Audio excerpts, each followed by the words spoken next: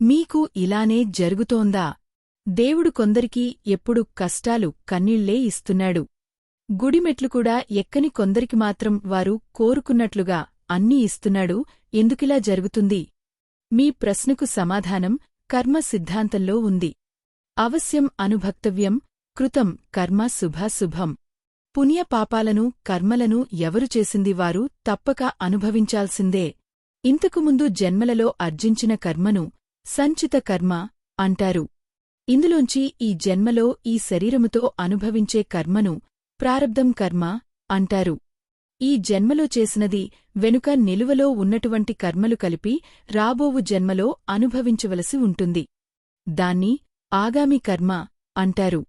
మామిడిపళ్ళు కాపునుండి పండిన మామిడి పండ్లను తీసి ఇచ్చినట్లుగా భగవంతుడు ప్రతి జీవికివాని కర్మానుగుణంగా పరిపక్వమైన కర్మలను తీసి 7 జన్మలకు కేటాయిస్తాడు.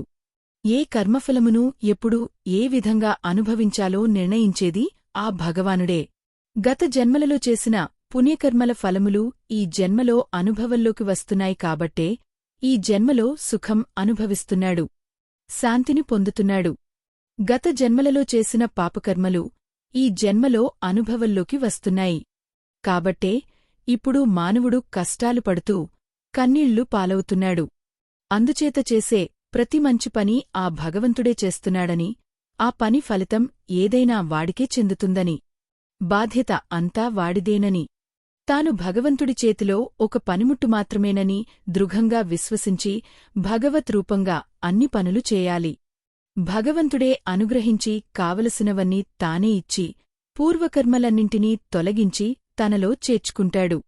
ఒక్క మాటలో చెప్పాలంటే మాధవ సేవగా సర్వప్రాణికోటి సేవ చేయడమే మనిషికి భగవంతుడు అనుగ్రహించే వరం. అదే మానవ జన్మకు సార్థకత.